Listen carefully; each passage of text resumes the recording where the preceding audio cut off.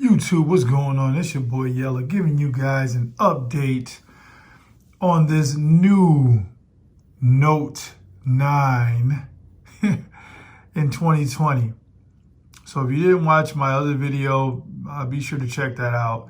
Picked this up from Amazon thinking that I was buying a renewed Note 9, and it turns out it was a brand new Note 9. And I mentioned in that video that I knew I would get confirmation that it was brand new if I had to do like several updates, and that is exactly what I had to do.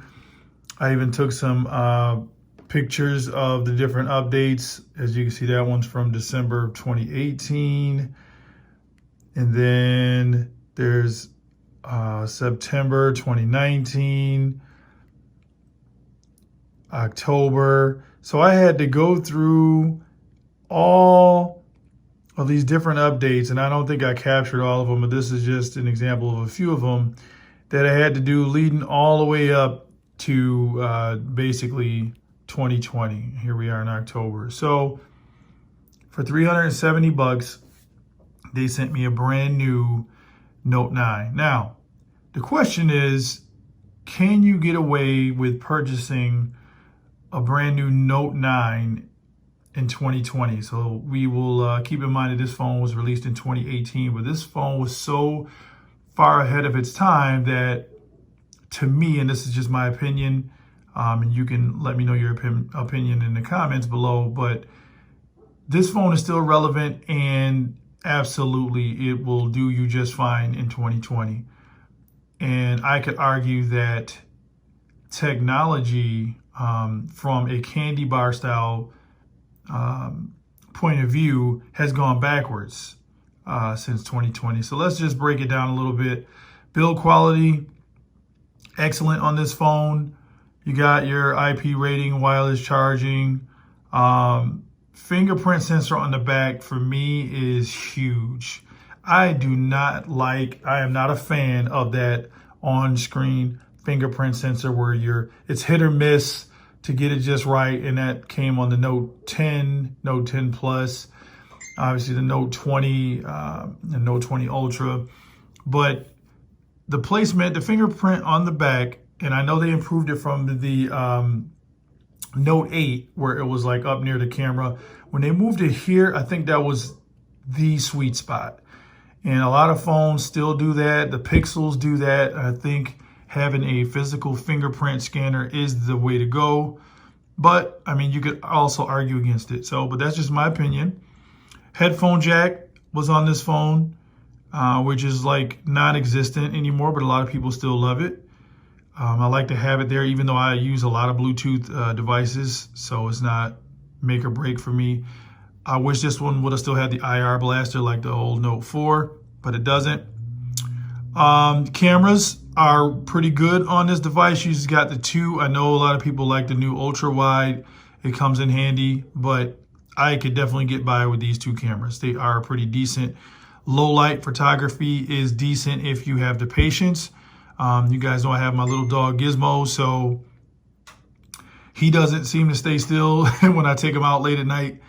The only time he'll stay still is obviously when he's taking a poop or something, that I can get a good low light picture of him, but I won't expose him like that on YouTube. I mean, 3 to 4 seconds, you can take some really good low light photos. It's not going to be pixel quality, but what is, right?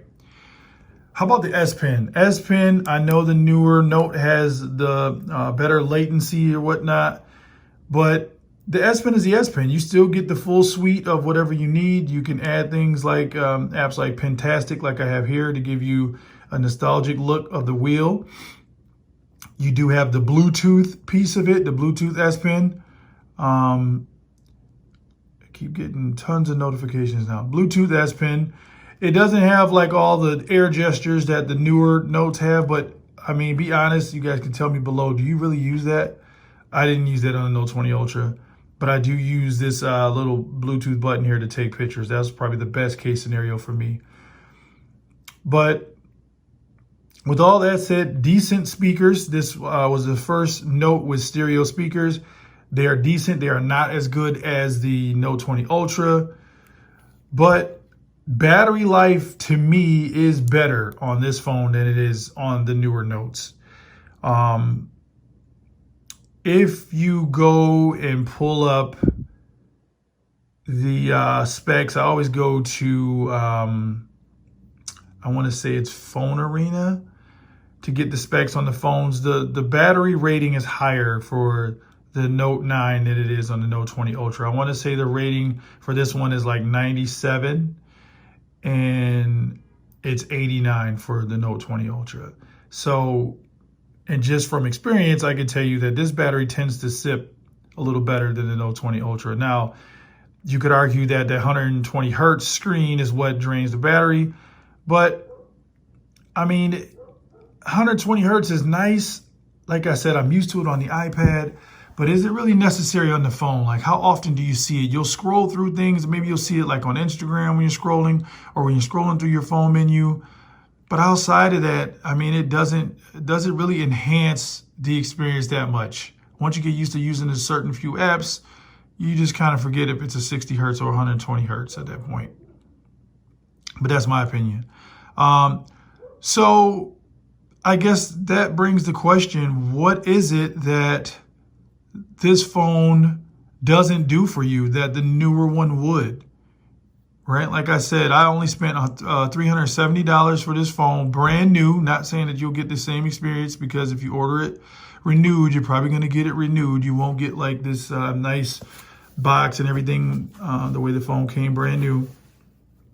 But even a renewed Note 9 to me might be worth it compared to phones that start at like $12.99 that kind of do the same thing. Like I said, the Samsung experience has been fantastic as of late. So once you get one Samsung, you kind of have them all. Aside from, you know, some of the enhanced features, like this doesn't have that huge camera hump on the back that gives you the zoom camera lens. How often are you going to use that? You know, I use it like once just to test it out, but I mean, what are you going to do? I mean, it could be a good spy camera, I guess, if you need to see what somebody's doing across the street, like a nosy neighbor or something. But outside of that, when are you going to really use that? And if you're a real photographer, you're probably going to have a legit DSLR camera, and you won't rely on your smartphone to be your daily driving camera. So, I don't know. You guys hit me up in the comments. Note 9, arguably the best Note ever made.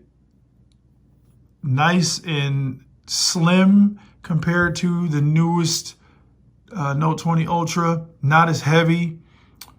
Kind of one-handed. I don't know. I have pretty big hands. So there's a lot of advantages of having this one over the newest one. Price is definitely one of them. But you don't lose out on the Samsung experience. I guess that's the biggest point I want to drive home. But it's up to you guys. Let me know in the comments. Let me know if you have any questions. I love having the discussions. Let's just keep it kid friendly, right? To the next one, it's your boy Yella. I'm out. Peace.